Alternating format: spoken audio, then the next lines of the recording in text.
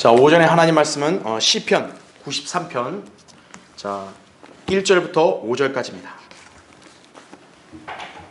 결국 이게 한 편 전체인데요. 짧지만 굉장히 위험 있고 또 장엄한 그런 말씀이라는 점을 여러분이 기억하시면 됩니다. 자, 제가 받들어 읽겠습니다. 주께서 치리하시나니 그는 위엄으로 옷 입으셨도다. 주께서 능력으로 옷 입으시고 그것으로 손수 띠를 두르셨으니 세상도 견고히 서서 요동치 아니하는도다. 주의 보좌는 예로부터 견고하시며 주는 영원부터 계시나이다. 큰 물들이 높였으니 오 주여, 큰 물들이 그들의 음성을 높였고 그 큰 물들이 그들의 파도를 높이나이다. 높이 계신 주는 많은 물들의 소리보다 정녕 바다의 큰 파도들보다 더 강하시나이다. 오 주여, 주의 증거들은 매우 확실하며 거룩하심이 영원히 주의 집이 되나이다. 이렇게 말씀하고 있는 거죠. 그렇죠? 오늘 본문에 있는 대로 주께서 치리하시나니 이 제목으로 말씀을 전하겠습니다. 자, 성경의 중요한 주제는 뭡니까? 왕국이죠. 하나님은 통치하시는 것입니다. 그렇죠? 인간들의 초미의 관심사는 항상 통치, 정치였다 이거죠. 누가 국가와 자신을 지배하게 될지, 그리고 그 지배 가운데서 우리는 어떻게 살 수 있는지에 대해서 이것이 항상 사람들의 화두거리죠. 그렇죠? 자신이 속한 국가의 통치자가 어떤 정책을 펴느냐에 따라 그 사람의 삶의 질과 방향과 때로는 운명이 바뀌기 때문입니다. 통치자의 자질, 인품에 따라서 민심도 결정이 되는 거죠. 그렇죠? 잠언 29장 2절에는 의인이 권세를 잡으면 백성이 즐거워하나 악인이 지배하면 백성이 탄식하느니라 말씀하고 있는 거예요. 전 세계 대다수의 국가의 국민들 탄식이 절로 나오죠. 바로 그 이유가 성경에서 제시가 되는 거예요. 악인들이 그렇게 설쳐대면서 권세를 부리고 있기 때문에 그런 것이에요. 인력사를 통해 인간 통치자의 선정은 결코 완벽할 수 없었다는 것을 알 수 있습니다. 인간이 세운 법령이나 정책에는 반드시 허점이 있기 마련이고요. 그것을 파고들어서 악용하는 사례들이 비일비재했습니다. 하물며 통치자로서 자격이 되지 않는 사람이 국가를 다스린다고 했을 때요, 그 나라의 백성들은 삶의 안정이나 보호를 기대하기 어려운 것이에요. 이것이 인간의 한계다 이거죠. 따라서 인간의 통치를 신뢰할 수가 없는 것이에요. 자, 유엔이나 각국 정부나 또 사회단체나 특히나 종교계, 자, 이러한 집단들이 인간에게 신뢰할 만한 일을 한 적이 있을까요? 없어요. 인간이 통치하는 것은 불가능합니다. 지금 인간들이 뭐 통치한다고 권세를 잡고 군림하고 있는데 인간은 통치자의 자격이 없는 거예요. 오직 전지전능하시고 의로우시고 거룩하신 하나님만이 통치하실 수 있습니다. 우리 주님은 단순한 구세주만이 아니라 창조주시고 또 하나님은 왕이시다 이거예요. 그런 분을 믿고 섬기는 우리 그리스도인들은 이 땅에 이런 정부나 위정자들을 신뢰하지 않고 주 하나님만을 우리는 바라보고 믿고 있는 것이에요. 우리는 세상을 바라보지 않고 앞으로 주님께서 왕으로 속히 오셔서 이 땅에 왕국을 세우시고 완벽한 통치를 하기를 우리 모두는 열망하고 있다 이거죠. 이게 참된 열망이에요. 특히나 우리 그리스도인들은 그 왕이신 분의 신부라고요. 우리는 또 신실한 성도들은 공동상속자로서 통치에 참여할 수 있는 거예요. 그게 우리에게 소망이다 이거죠. 이것이 성경의 주제의 핵심 예언이에요. 다만 우리는 이 땅에서 주님을 섬기기 위해서 나라의 안위와 보호를 위해 우리는 기도할 뿐이다 이거죠. 여러분은 왜 주님을 믿고 있습니까? 여러분 왜 주님을 섬기십니까? 우리 주님은 우주의 그 어떤 존재와 비교할 수 없는 위대하고 전능하신 하나님이시기 때문에 그런 거예요. 주님은 인간들처럼 시공간에 제약받는 그런 나약한 분이 아니시다 이거예요. 영원한 왕이시다 이거죠. 시편 92편 8절에 나온 말씀입니다. 세상은 주님의 손길로 유지가 되는 것이에요. 그러한 분을 당연히 믿고 섬기며 찬양하고 복종하는 게 마땅하죠. 아무리 자신의 힘과 권세와 부유함이 대단하다고 할지라도요, 여러분 하나님께 비교가 되겠습니까? 그죠? 네. 우리가 주님이 어떤 분이신지를 성경 말씀으로 알고 믿을 수 있다는 것은 놀라운 은총임을 우린 잘 알아야 되는 거예요. 예. 우리 주님은 막강한 하나님이시다. 그분이 얼마나 위대한 분이신지를 오늘 본문에서 자세히 묘사하고 있는 거죠. 본문은 주님께서 치리하실 때 얼마나 위엄 있고 영광 있으신지를 우리에게 알려주고 있죠. 주님의 능력은 단순한 인간들의 삶에만 미치는 게 아니에요. 하늘과 땅, 우주, 이 자연 등도 하나님의 섭리에 따라서 움직이고 있는 것이에요. 자, 이것을 우리가 확신하는 것은 그분께서 직접 말씀을 기록하여 우리에게 증거하셨기 때문에 그런 거예요. 하나님은 인간처럼 그냥 말 한번 던지고 이런 분이 아니에요. 확실한 증거를 남겨놓으신 거예요. 그리고 그분께서 섭리로 경이롭게 이 온 우주 만물을 운행하시고 다스린다는 점을 지각 있는 사람은 알게 하시는 거예요. 온 세상에 하나님처럼 일할 수 있는 사람이 있는가 이거예요. 어떤 사람이 왜 기독교만이 옳냐? 왜 다른 종교의 신들을 배척하냐? 누군가 만약 이런 질문한다 이거예요. 그럼 우리는 단호하게 설명할 수 있다 이거죠. 이 땅에 현존하는 온갖 종교들이 신봉하는 신들은 인간에게 뭔가를 가르친다고는 하지만 자연과 우주의 신비로움을 이렇게 다스린다든지 또 그것을 운행한다든지 그런 말을 하지를 못해요. 그렇죠? 여러분 이 땅에 현존하는 다른 종교들의 모든 경전들과 교리들을 다 한번 찾아보세요. 그 종교들 중에서 어떤 집단도요, 우리가 자연을 관장한다고 우주의 모든 법칙과 우주의 모든 운행을 다 주관한다고 그렇게 함부로 말할 수 있는 그런 종교는 없어요. 오히려 자연과 우주의 신비로움과 경이로움을 예찬할 뿐이죠. 그러나 창조주 하나님께서는 자연세계를 높이는 분 아니에요. 자연세계와 우주 만물을 지으셨고 경이롭게 운행하시고 모든 창조물들을 다스리시는 분이심을 그렇게 증거하고 있다 이거죠. 그래서 우리가 성경의 하나님만을 유일하신 창조주의 왕으로 믿는 거예요. 그게 안 입고 오면 이 성경에 반박할 수 있는 진리를 가져와 보라 이거예요. 다른 종교들이 할 수 있나요? 못하죠. 그렇다면 성경의 하나님만을 유일하신 왕으로 인정하고 찬양하고 믿으라 이거예요. 섬기라 이거죠. 여러분은 오늘 말씀을 온전히 믿고 확신하시죠?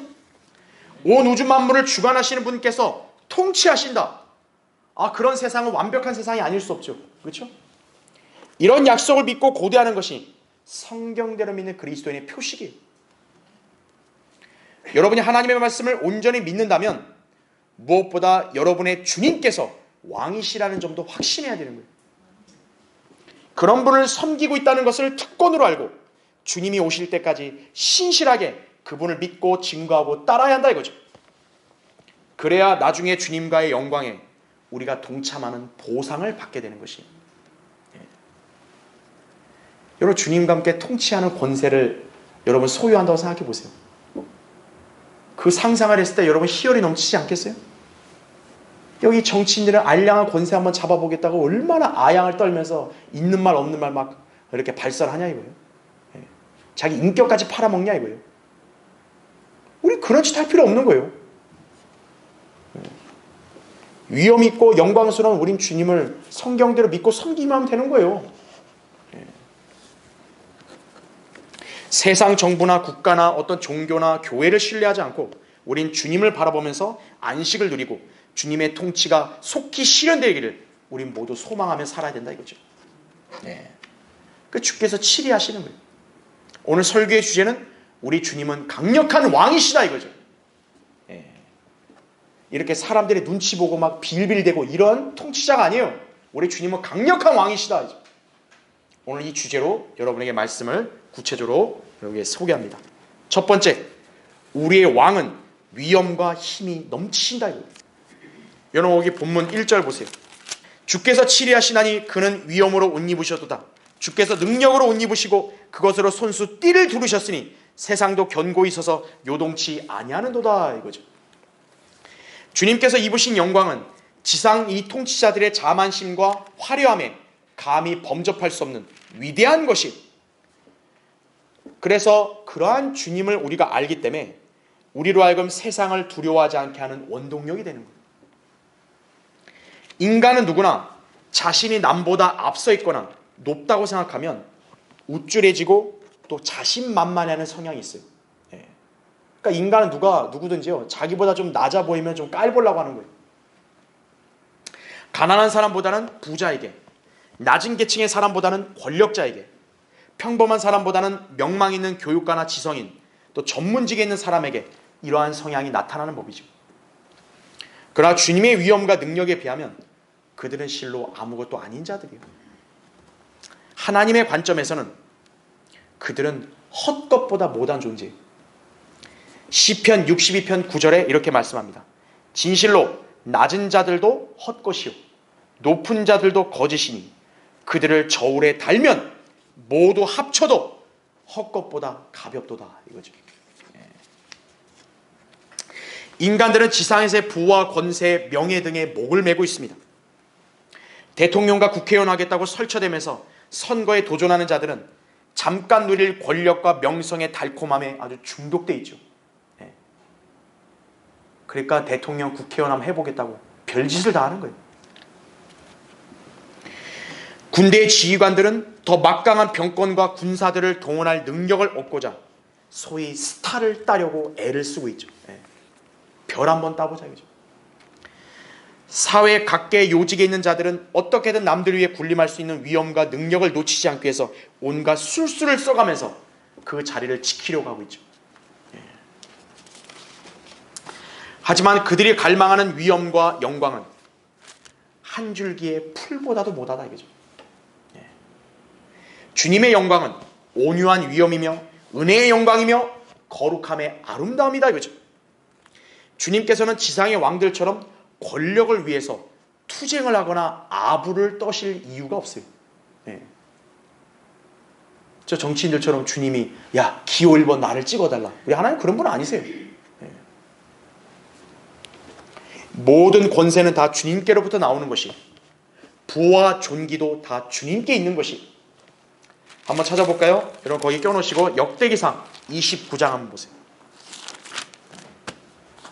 29장 11절 12절 읽겠습니다. 오 주여, 위대하심과 권세와 영광과 승리와 위엄이 주의 것이니이다.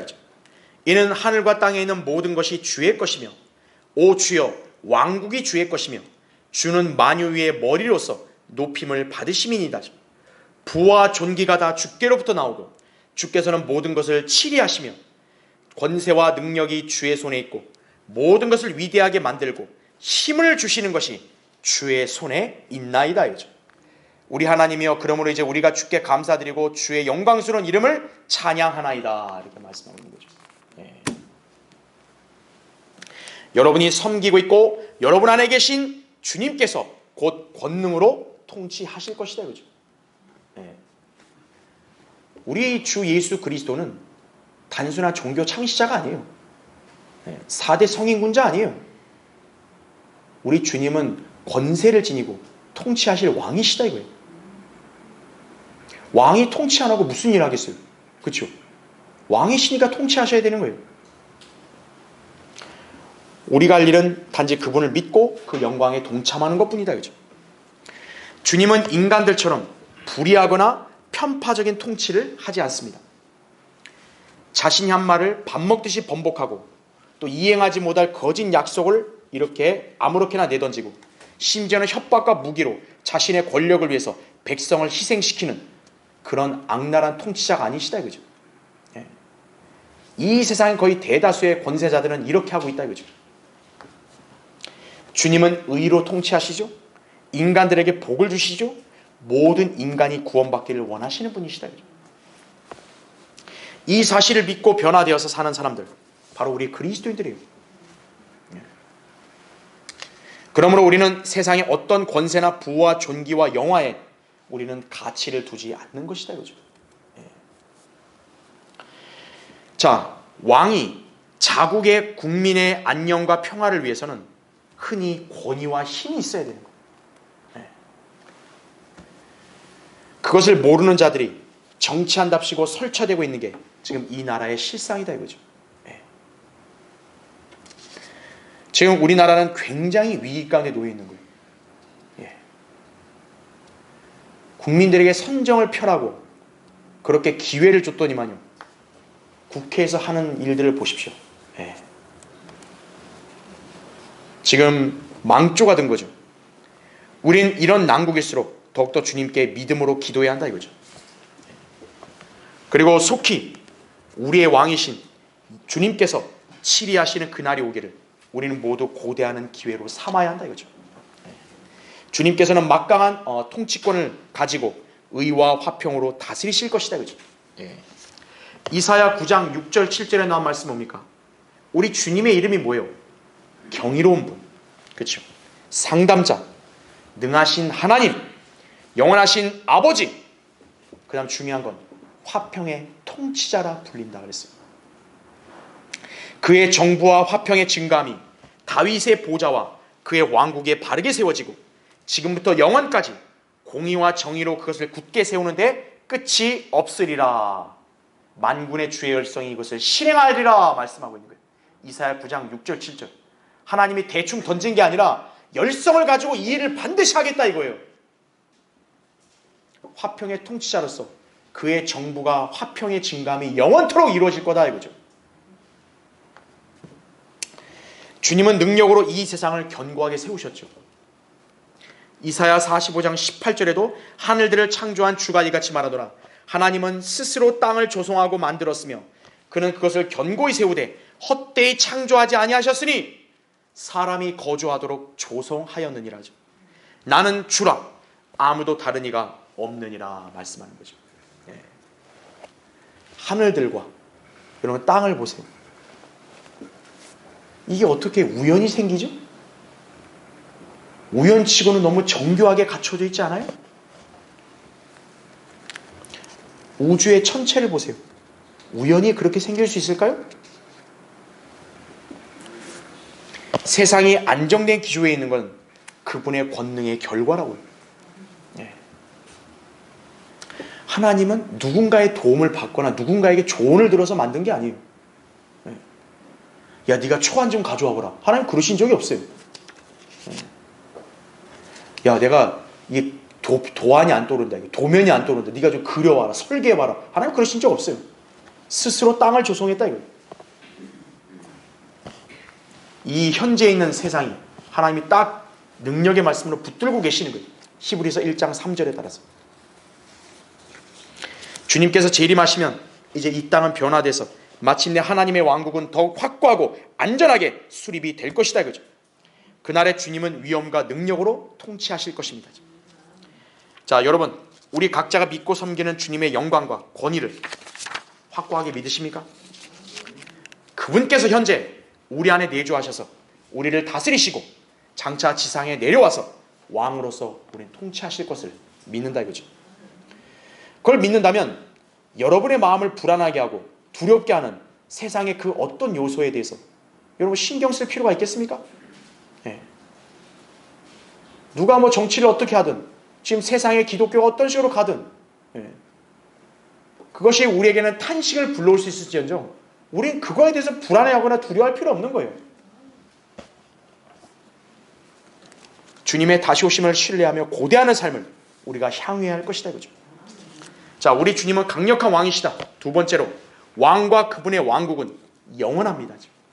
자, 2절부터 4절 보세요. 주의 보호자는 예로부터 견고하시며 주는 영원부터 계시나이다. 큰 물들이 높였으니 오 주여 큰 물들이 그들의 음성을 높였고 그 큰 물들이 그들의 파도를 높이나이다. 높이 계신 주는 많은 물들의 소리보다 정녕 바다의 큰 파도들보다 더 강하시나이다 말씀하죠. 세상 왕국의 제왕들은 자신의 권력과 위험 있는 보좌를 보고 흡족해하지만 그것들은 견고하거나 영원하지 않습니다. 인류 역사를 통틀어서 그 어떤 제국이나 왕의 권력이 영원히 지속된 적이 있나요? 세월의 흐름에 따라 여러 왕조들이 교체되어 왔던 게 역사의 법칙이었습니다. 인간 정부와 또 민족은 헛될 뿐이다. 헛될 뿐. 이사야 40장 15절 17절에 이런 말씀이 있어요. 잘 들어보세요. 보라, 민족들은 통 속에 한 방울 물 같고 또 저울의 작은 티끌같이 여겨지느니라 이거죠. 여러분의 관점에서도 여러분 물 한 방울 어때요? 이러고 굉장히 크게 보이세요? 여러분 저울의 티끌 그거 뭐 무게가 이렇게 측정이 돼요? 17절에 이런 말씀합니다. 그분 앞에 모든 민족들은 아무것도 아닌 것 같고 그 민족들이 그에게는 아무것도 아닌 것 곧 헛것보다 못하게 여겨지느니라 이거죠. 그게 하나님과 이 땅에 사는 모든 민족들의 차이라는 점 아셔야 돼요. 자, 하나님의 보좌는 영원합니다. 왜냐하면 하나님께서는 영원부터 계신 분으로서 또한 영원까지 계시는 분이시기 때문입니다. 하나님에게는 평균 수명이 없어요. 하나님은 사라지는 분이 아니에요. 시편 90편 2절에도 산들이 생기기 전 주께서 땅과 세상을 조성하시기도 전 곧 영원부터 영원까지 주는 하나님이시니이다. 인간의 제국과 통치자는 시작과 끝이 있는 반면에요. 하나님께서는 시작과 끝이 없어요. 그분의 보좌도 그래서 견고하고 영원하다 이거예요. 인류 역사상 이방 제국들은요 늘 흥망성쇠의 역사가 반복되어 왔습니다. 성경에서 이방의 강대국으로 제시된 바빌론, 그 바빌론의 찬란함은 70여 년 정도밖에 되지 못했어요. 이후 바빌론을 멸망시킨 페르시아 200년도 정도만 전성기를 누리다가 그리스에게 멸망을 당했죠. 그러나 그리스도 250년이 채 안 되어서 로마에게 패권을 빼앗겼습니다. 하지만 로마의 전성기도 500년이 채 가시기도 전에 멸망하고 말았습니다. 한때 세계 패권을 주름잡았고 해가 지지 않는 나라였던 영국, 고작 그 찬란함이 300년도 못 되어서 이제는 일개 섬나라로 전락을 해버렸죠. 종교의 박해를 피해서 킹제임스 성경 기조의 나라를 세워서 현재까지 세계를 호령하고 있는 미국의 권세도 이제는 얼마 남지 않았다고. 트럼프와 지금 해리스가 사이에 이제 대선이 얼마 안 남았는데요. 지금 박빙이죠. 카말라 해리스는요 좌파잖아요. 흑인 계통의 아시아인 여성이죠. 미국인들에게 있어서 그러한 사람이 최고의 자리에 올라가는 것은 수치스러운 일이에요. 미국은 버락 오바마가 치리할 때요 완전히 쇠락해버린 거예요. 그래서 미국 사람들이 그러나 트럼프를 바로 뽑은 이유가 그거예요. 성경에서 흑인은 뭡니까? 종들의 종이 되는 게 원칙이에요. 근데 하물며 성경의 말씀에도 존중하지 않고 믿지도 않는 그런 종들의 종의 신분인 여자가 만약에 미국의 대선에 이렇게 당선돼서 치리한다. 미국은 끝나는 거예요.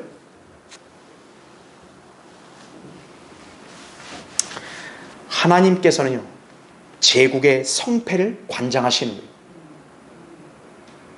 미국이 저 지경까지 가는 것은 하나님을 두려워하지 않고 자기들의 쾌락과 정욕을 만족시키는 죄악을 탐닉하니까 하나님이 저런 지경까지 이렇게 떨어지게 하시는 거예요. 미국이 지금 세계 질서를 좌우했던 나라인데 갈수록 힘을 잃어가고 있는 거예요. 물론 지금도 강하지만 예전 같지 않다 이거죠. 이 점을 성경의 진리나 역사의 교훈으로도 우리 모두는 배울 수 있는 것이죠. 그렇죠? 욥기 12장 23절에 이런 말씀이 있어요. 그는 민족들을 흥성케도 하시고 멸망시키기도 하시며 그는 민족들을 확장시키기도 하시고 다시 좁히기도 하시는도다. 마귀가 관장하는 이 세상은 왕이신 주님을 거부하며 대적하고 있습니다.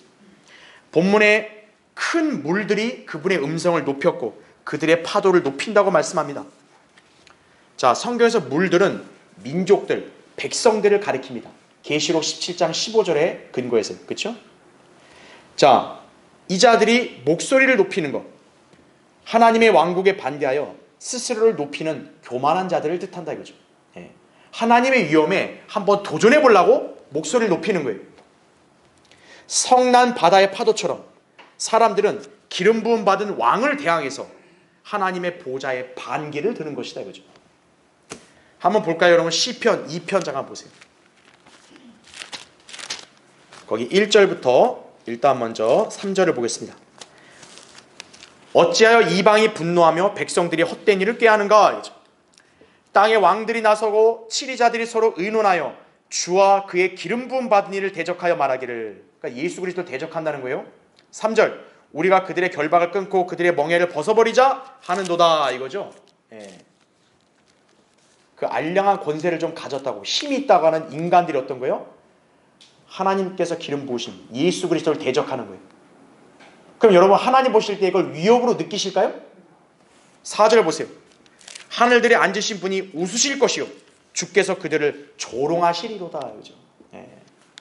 하나님 보실 때는 하찮아 보이고 웃음밖에 안 나오는 거예요. 주님의 통치는 흔들리지 않고 평온합니다. 본문은 높이 계신 주님은 많은 물들의 소리, 바다의 큰 파도들보다 더 강하다고 4절에 말씀하신 거죠. 그렇죠? 주님께서는 자신의 보좌를 대적하는 모든 반역자들의 반대에 요동하지 않으신다 이거죠. 시편 2편 4절 12절 다 보면 나온다 이거죠. 오히려 예수 그리스도께서 재림하시면 그러한 이방 제국들을 모두 진멸시키실 것이다 이거죠. 자, 한 번 더 찾아보세요. 다니엘 2장 한번 보세요. 여기 34절, 35절 제가 보겠습니다. 자, 느부갓네살의 꿈에 나타난 바로 이 신상이죠, 그렇죠? 이 신상은 바로 이방 제국들을 이렇게 상징하죠, 그렇죠? 자, 34절 보면 왕께서 보셨는데 손으로 다듬지 아니한 돌이 철과 진흙으로 된 그 형상에 발을 쳐서 산산이 부수니 이렇게 나오죠. 그러니까 신상에서 맨 마지막이 이제 발과 열 발가락 아니겠어요? 이게 이제 대환란 때 적그리스도의 왕국이거든요.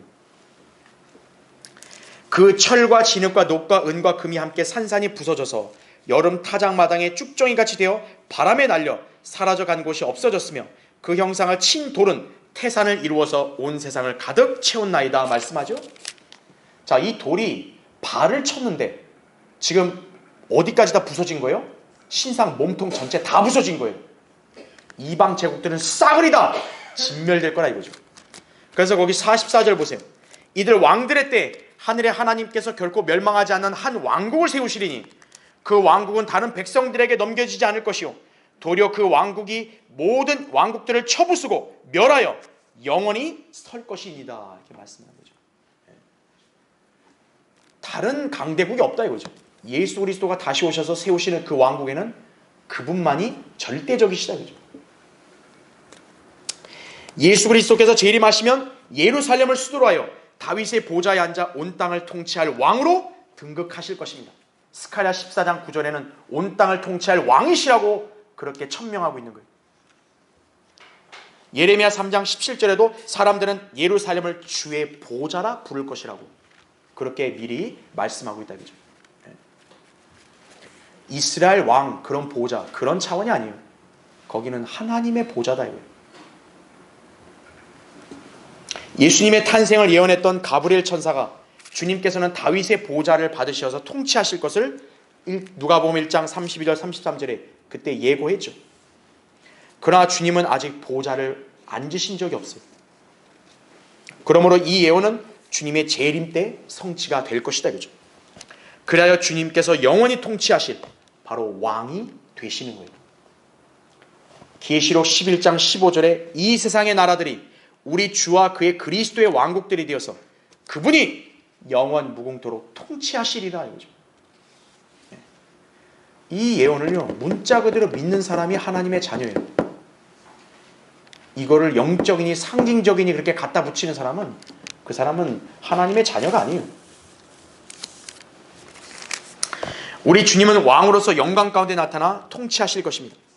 여러분은 그리스도인으로서 이 사실을 소망 가운데 고대하며 신실하게 주님을 믿고 섬겨야 한다 이거죠. 히브리서 12장 28절에 하신 말씀은 그러므로 우리가 흔들릴 수 없는 왕국을 받으리니 이거예요. 은혜를 소유하자죠. 우리가 이 은혜로서 하나님을 기쁘게 섬기되 경외함과 경건한 두려움으로 할지니 이렇게 말씀하는 거예요. 여러분이 주님의 은혜로 구원받고 영원의 소망을 보장받았다면 그것을 확신하고 더욱 믿음 생활에 정진하시기 바랍니다. 자, 우리 주님은 강력한 왕이시다. 세 번째로 확실하고 순수한 주님의 말씀이 증거하고 있다 이거죠. 다시 시편 93편 5절 거기 보면요, 오 주여 주의 증거들은 매우 확실하며 거룩하심이 영원히 주의 집이 되나이다 말씀하고 있죠. 자, 세상 나라의 위정자들은 헌법이나 또는 자신의 위엄과 대중의 인기를 통해서 권력을 입증하고 있습니다. 하지만 그들에게서 무슨 권위와 신뢰가 있겠습니까? 자금의 이 나라 정치인들 한번 보십시오. 그들은 선거철 때만 되면 온갖 아양을 떨면서 어떻게든 사람들에게 표를 구걸하고 있죠.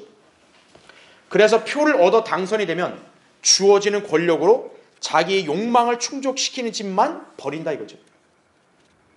여기에 한두 번 속았겠어요? 그런데도 이 땅의 국민들은 그냥 계속 속으면서 그냥 표를 주는 거예요. 소위 국회 권력을 장악했다는 이 야당 정치인들의 행태를 보세요. 상식 있는 국민들의 눈에요, 그런 자들이 어떻게 비춰지겠어요? 뭐 민생이 어렵다고 그렇게 소리를 질러대면서 표를 달라고 했더니요, 그렇게 해서 국회에 들어가서 한다는 짓이 특검이니 뭐 맨날 탄핵이니 이런 짓만 하고 있는 거예요? 고작 민생을 위해서 25만 원 주는 게 그게 민생이에요?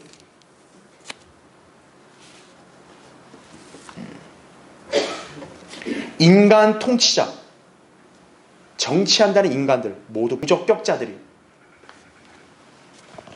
여러분 그들에게 무슨 권위가 있겠습니까? 그들에게 무슨 신뢰가 있겠어요? 입만 열면 거짓말하는 그런 정치인들, 그들의 말에는 전혀 힘이 없어요. 사탕발림이죠.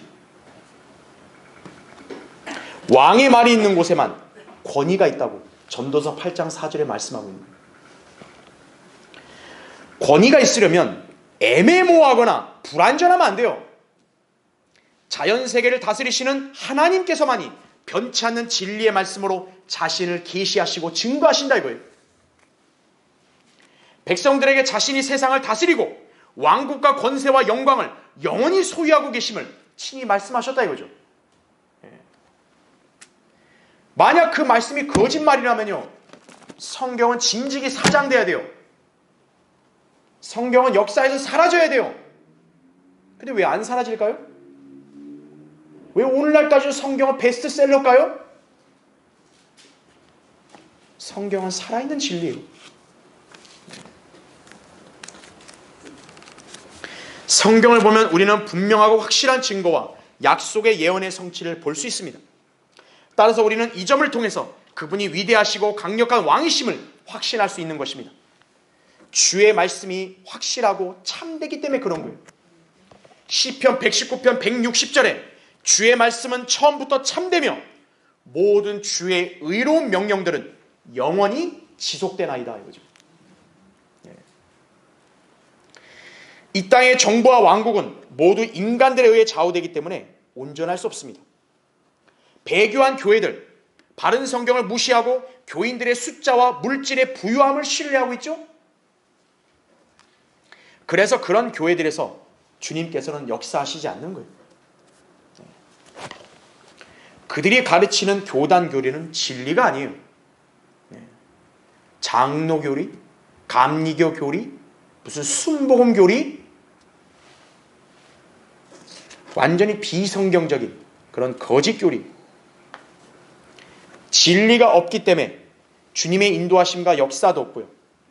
그래서 그런 교회들은 오로지 자기 교회 교인들만 바라보는 거예요. 그런 교회 목사들과 교회들이 가장 두려워하는 건 하나님이 아니에요. 지옥의 심판 아니에요. 자기네 교인들이 교회를 떠나는 게 가장 무서운 거예요.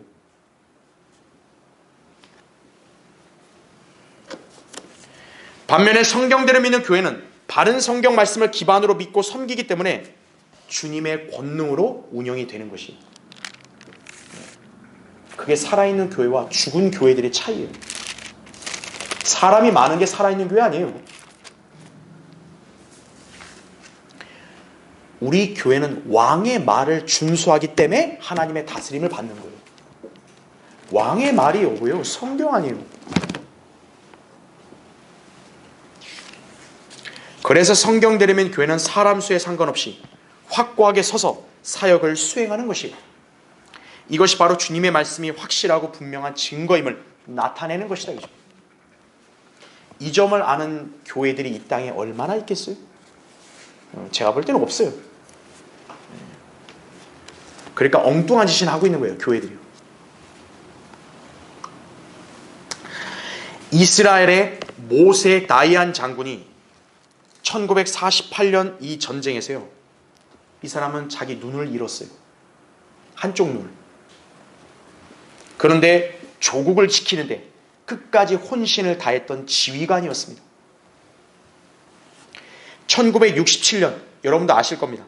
이스라엘과 아랍연합 국가들 사이에 제3차 중동 전쟁인 6.1 전쟁이 벌어졌을 때요, 당시 이스라엘 인구는요 약 400만 정도였고요, 아랍연맹은 1억 명이 넘었다 그래요. 여러분, 이스라엘 입장에서 게임이 되겠어요? 이스라엘은 1948년 나라가 세워진 이래로요, 한 번도 전력의 우위를 갖고 전쟁에 이렇게 임한 적이 없어요. 이스라엘은 늘 하나예요. 그 중동의 모든 아랍국들이 다 이스라엘을 에워싸서 공격을 하는 거예요. 자, 3차 중동 전쟁 때도 모세 다이안 장군이요, 세계를 깜짝 놀라게 할 선언을 했어요. 그는 뭐라고 얘기했냐? 우리에게는 이 전쟁에서 반드시 승리할 수 있는 새로운 신무기가 있다고 그렇게 발표를 한 거예요.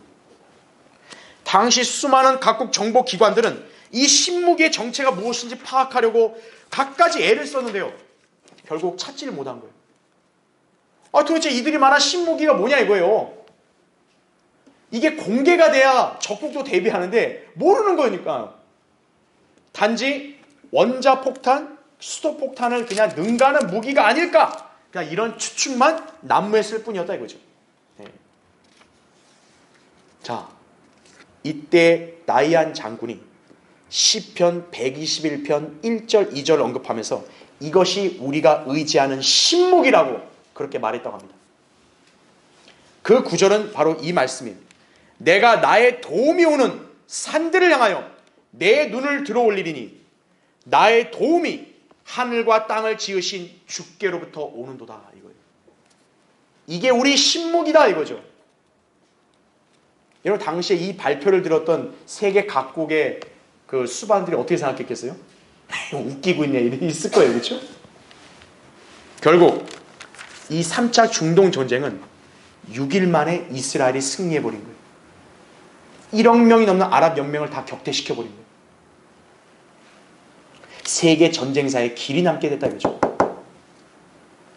나의 도움이 어디서 오는가 이거예요. 어디서? 내 인생에 위기가 왔어요. 그럼 나의 도움은 어디서 오냐 이거예요. 옆집 사람한테 오는 거예요? 잘 나가는 우리 친척한테 오는 거예요? 친구한테 오는 거예요? 위에서 와야죠. 네. 국가의 위기도 마찬가지예요. 네. 위정자들이, 국민들이 이렇게 어려운 삶을 살고 있고 힘들어하고 있을 때 위정자들이 물어야죠. 우리 국민들에게 선정을 베풀 수 있는 도움이 어디서입니까? 이거예요.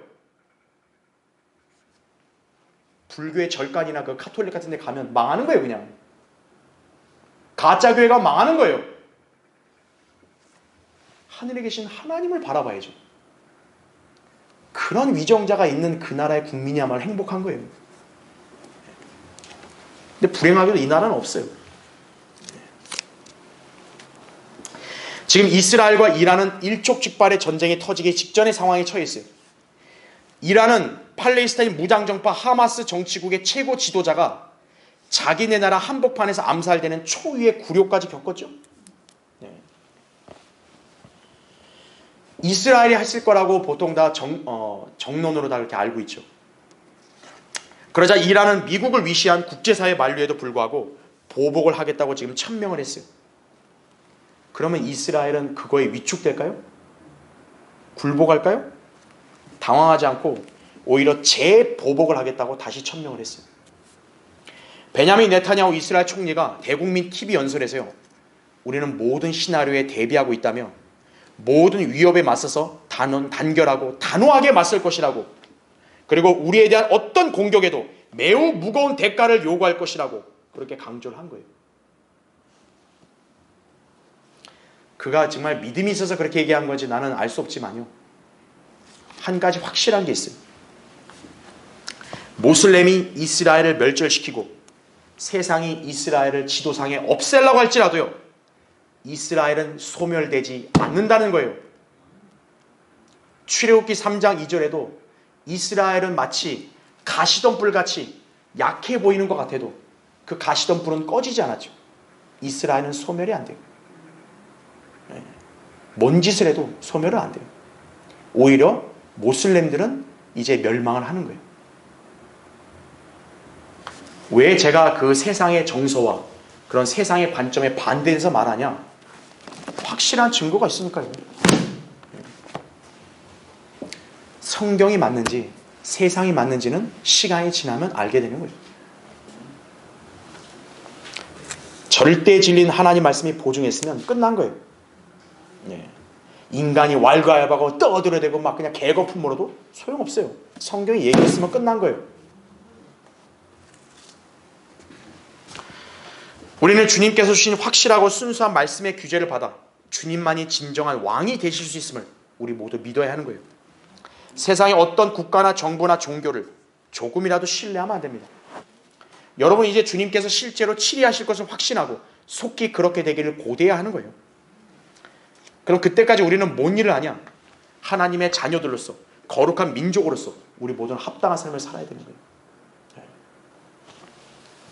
여러분이 성경대로 믿는 삶을 살게 될 때 주님께서 영화롭게 되시고 그분을 확실하게 증거할 수 있는 거예요. 그분을 확실하게 증거해줘야 사람들이 알고 믿을 거 아니겠어요? 하나님은 그 일을 이 시대에 누굴 시키겠어요? 하나님이 세운 교회를 시키는 거예요. 예수 그리스도야만이 절대적인 유일한 왕이다. 이 진리를 누가 얘기할 수 있겠어요? 성경의 진리를 믿는 그리스도인밖에 없다 이거죠. 우리가 이 진리를 가리는 삶을 살면 안 된다 이거예요. 그러한 성도가 예수 그리스도의 재림과 영광스러운 통치에 관한 예언과 장차 주님의 영광에 동참한다는 약속을 믿고 사는 것임을 잘 알아야 합니다. 자, 결론을 맺겠습니다. 나폴레옹이요, 세인트 헬레나 섬에 유배되어서요, 외로이 죽음을 기다리고 있을 때, 자, 이렇게 독백을 했다고 합니다. 알렉산더, 시저, 샤를레망, 그리고 나는, 나폴레옹 자기를 가리키는 거예요. 왕국을 건설했다. 우리는 힘 위에 왕국을 건설했으나 그 최후는 비참했다. 예수 그리스도, 그는 아무런 힘도 없는 것 같았다. 그러나 그는 사랑의 터 위에서 그의 나라를 세웠다 이죠. 오늘날 그의 나라는 왕성하여 모든 인류가 그를 경배하며 수천의 사람들이 그를 위하여 죽으려 하고 있다 이거예요. 그리스도의 사랑만이 만족을 줄 수 있다 이거죠. 좀 정신을 차린 것 같네요. 죽기 전에. 물론 나폴레옹은 진리의 무지한 자였어요. 그는 왕이신 주님을 믿지 않았죠. 그분의 통치에 대해서 알지 못한 비참한 생을 살았어요. 그런데 나폴레옹의 이 독백을 우린 잘 봐야 되는 거예요. 알렉산더, 칭기스칸, 시저 모두 군사력을 바탕으로 넓은 영토를 확보해서 자신의 왕국의 위엄을 자랑을 했지만요, 그들의 왕국은 오래 지속되지 못했고 그들 자신도 한 줌의 흙으로 돌아가 버렸습니다. 인간들은 참된 왕이 될 수 없습니다. 오직 우주의 유일하신 왕, 주 하나님뿐이십니다. 예레미야 10장 10절에도 주는 참 하나님이시며 그는 살아계신 하나님이요 영원한 왕이시라. 그의 진노하심에 땅이 떨며 민족들이 그의 분노를 감당할 수 없게 되리라 말씀하고 있는 겁니다. 이분이 육신을 입고 이 땅에 오셔서 통치하실 예수 그리스도라는 점을 아셔야 되는 거예요. 예수 그리스도는 만왕의 왕이요 만주의 주이십니다. 우리는 그분을 주님으로 믿고 영접했기 때문에 그분 안에서 안전하고 행복한 것입니다. 주님께서는 사랑으로 믿는 자들을 구원하셔서 하나님의 나라의 백성이 되게 하셨습니다. 지금 이 시대는 주님이 물리적으로 통치는 안 하지만 영적으로는 통치하고 계신 거예요. 그 통치를 누가 받고 있냐? 영적인 백성들만이 받고 있는 거예요. 그러나 그분을 거부하는 자들은 앞으로 이 땅에서 주님께서 심판하시고 그리고 완벽한 왕국을 세우셔서 이제는 철장으로 다스리실 것이다 이거죠. 시편 2편 8절 9절 나오죠. 그러면 그분이 군사독재 체제로 통치하실 텐데 그러면 그분의 통치가 잘못된 걸까요? 아니다 이거죠. 그분의 치리는 완벽하고 또 영원할 것이다 그죠. 왕이신 그분을 믿고 그분의 다스림을 받는 백성은 가장 행복한 것임을 알아야 합니다. 자, 여러분, 주님께서는 영원히 치리하실 것입니다. 확신하세요? 주님의 통치를 받는 것이 가장 안전하고 가장 복된 걸 믿으세요? 그럼 우리의 간절한 기도는 뭡니까? 예루살렘의 화평이에요. 시편 122편 6절에 나온 대로. 왜냐하면 예루살렘의 화평은 주님의 재림으로 실현될 것이기 때문에 그렇습니다. 미국이 뭔 수를 써도 예루살렘의 화평을 가져올 수는 없어요. 카톨릭이나 모슬림이 뭔 짓을 발악을 해도 예루살렘의 화평이 없어요. 의와 화평의 왕이신 예수 그리스도가 와야 되는 거예요. 주님께서 완전한 의와 화평으로 통치하실 그날이 오기를 열망하십시오. 그때까지 우리는 전능하신 주님께 이 나라를 위해서 기도해야 합니다. 그 이유는 세상에 희망을 갖는 것이 아니라 우리가 모든 경건과 청렴함 가운데 평온하고 조용한 생활을 영위하며 주님의 사역을 수행하기 위함이에요.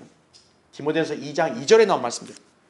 그리고 사람들에게 복음을 전하여 그들도 주님의 영광스러운 통치에 참여할 수 있도록 인도해야 합니다. 그것이 성경의 진리를 믿고 주님과 함께 영원한 영광에 동참할 것을 확신하는 성도의 자세임을 알아야 합니다. 자, 기도하겠습니다.